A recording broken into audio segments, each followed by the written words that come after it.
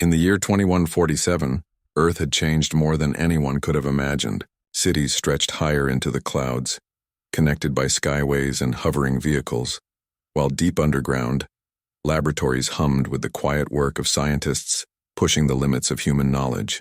Yet despite all the advancements, humanity remained a small player in a galaxy, ruled by powers far older and far stronger than themselves. Lieutenant Commander Arya Chen stood on the observation deck of the Terran Space Command headquarters, watching the stars blink in the night sky. Her eyes traced familiar constellations, yet something felt different tonight. The sensors had picked up a signal from deep in the Kuiper Belt, something unlike any natural phenomenon they had catalogued. "This isn't cosmic noise," she said softly, her voice barely above a whisper. "This is intelligent." Behind her, Admiral Cale Merrick, a tall man with graying hair and a commanding presence, leaned over the console. "Intelligent or not, Lieutenant, we have no proof yet. Could be interference from the outer planet's communications network." Arya shook her head. "No, sir. I've run the filters 3 times. This signal, it's deliberate. Someone or something is trying to send us a message."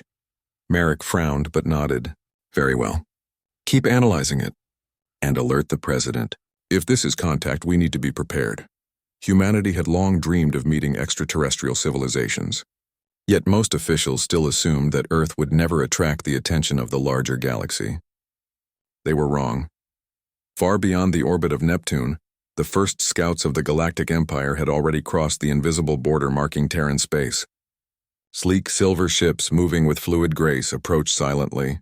The scouts were smaller than the Empire's standard war vessels, designed for reconnaissance and testing rather than battle. Their mission was simple: map the solar system, evaluate threats and report back.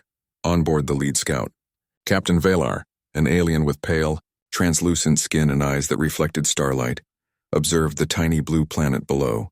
"The inhabitants are primitive," he murmured in the clicking language of his species. "But curiosity? They have curiosity."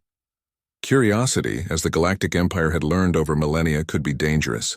Valar's sensors detected the faintest electromagnetic pulses from human satellites, their orbiting machines flickering with activity. "They are aware of us," Valar said. "Shall we test them?" A flicker of amusement crossed the captain's face. "Let them see us. It will be entertaining." Back on Earth, alarms rang in the Space Command control room. Arya Chen's fingers danced across the console, tracking multiple unidentified objects approaching the inner solar system at speeds faster than any known human craft. "Admiral, you need to see this," Arya said, turning the main screen toward him. Satellites and sensors displayed multiple blips, glowing faintly against the darkness of space. Merrick's eyes widened. Those are not human ships," Arya nodded. "No, and they're coming fast." The President of Earth convened an emergency council, bringing together the world's top scientists, military leaders, and diplomats. The decision was clear. Humanity had to respond even if they had no hope of winning in a straight fight. "Prepare defenses," Merrick said. "We'll need every satellite, every prototype vessel, and every electronic countermeasure we have. And send a warning, make it clear. Terran space is off limits." As the humans scrambled, the Galactic Scouts hovered at the edge of the system, curious but unconcerned. They had encountered worlds before that tried to resist the Empire. Resistance was entertaining but rarely lasting. The first skirmish began not with weapons but with human cleverness. The Scouts approached the asteroid belt, planning to map it for navigation. But Arya and her team had anticipated this. They had spent weeks rigging certain asteroids with electronic pulses and reflective surfaces. When the first scout entered the trap, its sensors were flooded with false signals. "Redirecting," Captain Valar ordered, but the ship shuddered as unexpected electromagnetic pulses interfered with its navigation. Within minutes, the scout was spinning out of control, narrowly avoiding collision with the asteroids. "Interesting," Valar hissed. "These humans, they fight with their minds, not their weapons." The humans cheered in control rooms across Earth as the scout sent garbled messages back to the Empire. It was a small victory, but a morale booster nonetheless. Arya knew it was only a beginning. Humanity's warning had to reach the Galactic Empire itself. Using a captured alien transmission protocol, they sent a single message across the stars. "Terran space is off limits. Any intrusion will be met with decisive retaliation." Back on the Empire's flagship, the message arrived. The officers examined the transmission, noting the primitive technology used. Velar chuckled. They threaten us with their toys? How amusing. But within the laughter, a small seed of doubt had been planted. Even the most disciplined and powerful civilizations had learned that underestimating humans could be dangerous. The Empire ignored the warning. They had bigger plans, and Earth was a curiosity, nothing more. Velar's fleet continued its approach, unaware that humans had already set the stage for chaos. The next encounter came quickly. The Empire sent a larger detachment, sleek warships bristling with energy weapons. They expected an easy test of human capability. What they found was something entirely unexpected. Earth's orbit was defended not by sheer power but by human ingenuity. Using improvised satellite defenses, solar flares, and decoys, the humans created confusion in the alien fleet. One by one, the scouts faltered, their precise calculations disrupted by the unpredictable movements of Terran technology. Velar was frustrated. Why are they adapting? They should be simple. Arya Chen, aboard her command vessel, watched the alien fleet through her viewscreen. Her team worked tirelessly, coordinating defensive maneuvers and monitoring every ship. The humans were outnumbered, outgunned, but not outsmarted. And then came the unexpected breakthrough. One of the human engineers suggested luring a scout into a controlled asteroid field and using a magnetic pulse to disable it. Arya hesitated for a moment, then nodded. Do it. Every advantage counts. The plan worked flawlessly. The scout spun helplessly, unable to maneuver, and the humans captured it. For the first time, they had an intact alien vessel. The implications were enormous. This is our chance, Arya said, her voice steady but full of excitement. We can learn their technology. We can prepare. Indeed, the captured ship offered humanity more than hope. It offered knowledge. The scientists pored over the alien systems, discovering patterns in their propulsion, communication, and defense mechanisms. Every detail learned could become a weapon in humanity's arsenal. Meanwhile, the Galactic Empire was growing uneasy. Velar reported back to command, the humans are unpredictable. They resist. They learn. They adapt. The admiral in charge of the Empire's branch frowned. Do not underestimate them. But they are still primitive. Proceed as planned. Back on Earth, the people celebrated small victories but knew the threat was far from over. Humanity had proven that courage and clever thinking could defend them against impossible odds. But the Empire was relentless. Arya stood again on the observation deck, staring at the stars. They think this is a test, she said quietly to herself. But we'll show them it's a warning. Her words were not just for herself. They were for every soldier, scientist, and civilian who had worked together to protect their home. Humanity was small but clever. They were resilient, and they were united. As the night deepened, a single thought echoed in the minds of Terrans everywhere.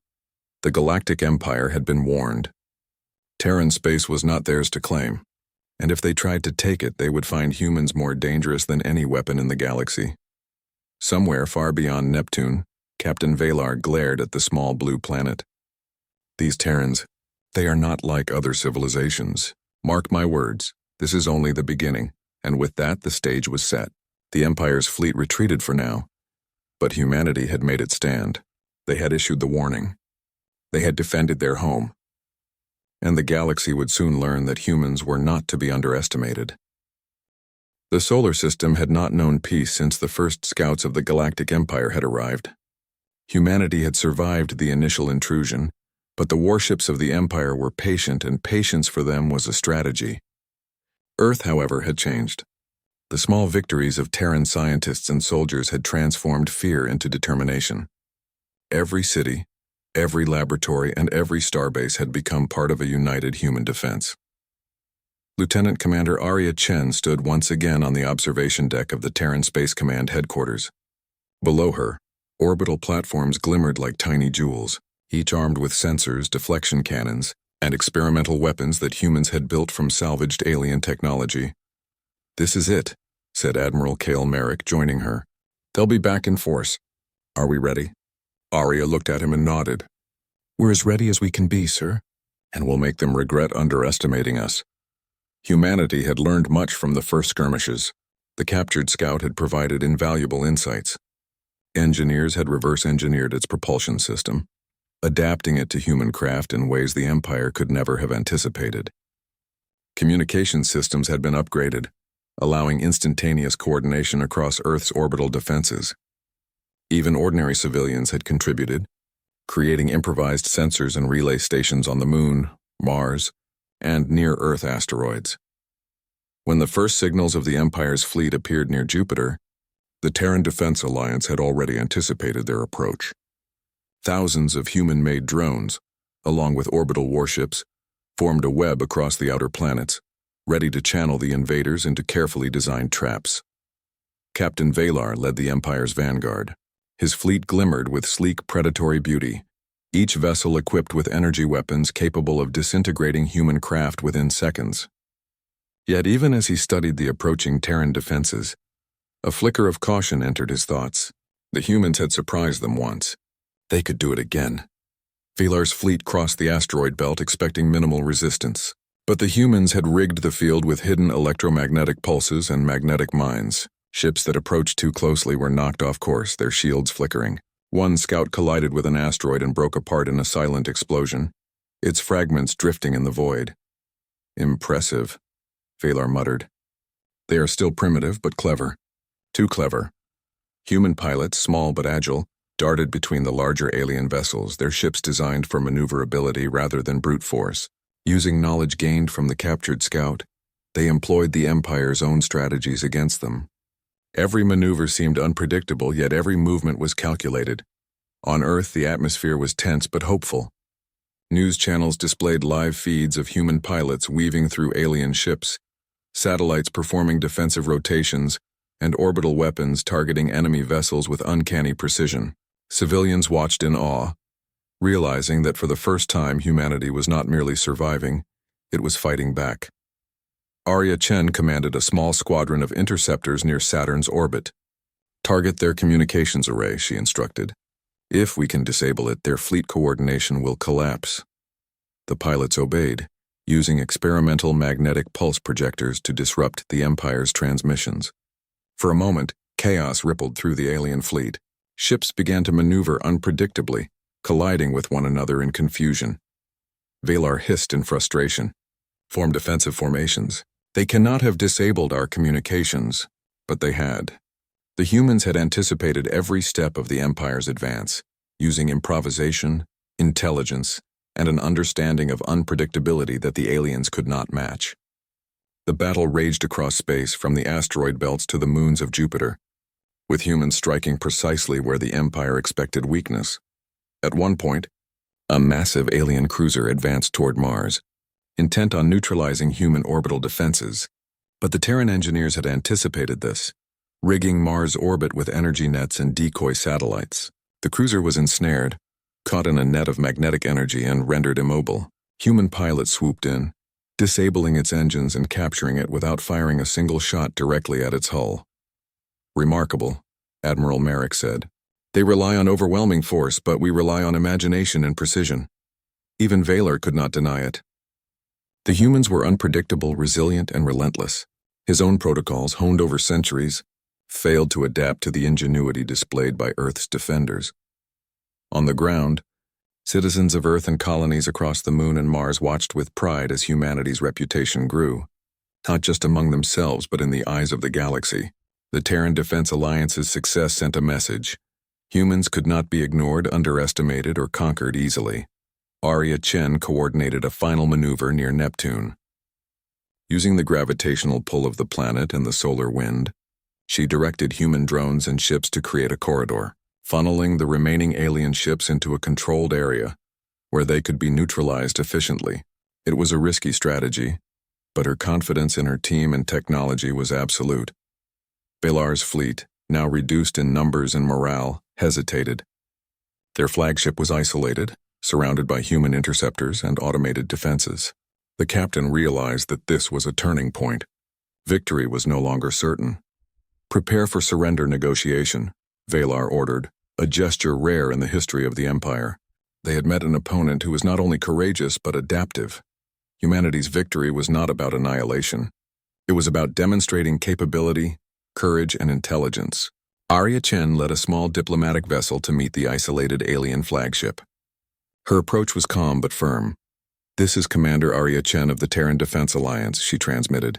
"Your forces have been neutralized in a manner that prevents unnecessary loss of life. We are prepared to negotiate terms. Terran space is off limits." There was silence on the alien side. Then Velar replied, his voice cautious but respectful. "Your species. You are unlike any we have encountered. You fight not just with weapons but with creativity. We acknowledge your demand. Terran space will not be claimed." It was a historic moment. For the first time, the Galactic Empire, known for its ruthlessness, had acknowledged the power of human resilience. The humans had not destroyed the fleet, but they had proven a point stronger than any weapon could. Intelligence, courage, and determination could equal strength. Back on Earth, the people celebrated.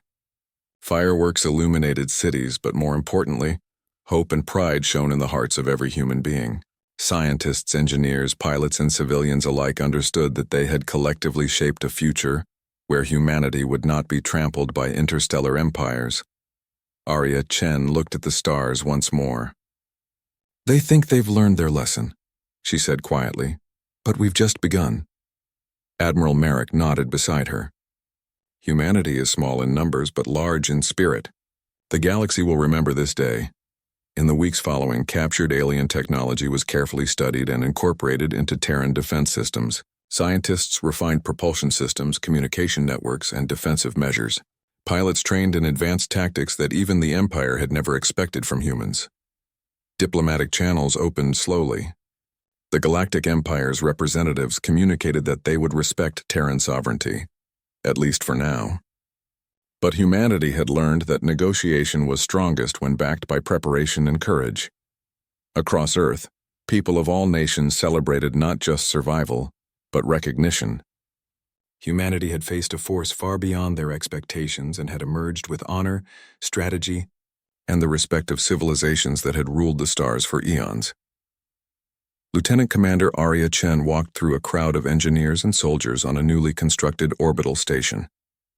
"We've done more than survive," she said. "We've shown the galaxy that humans are not weak.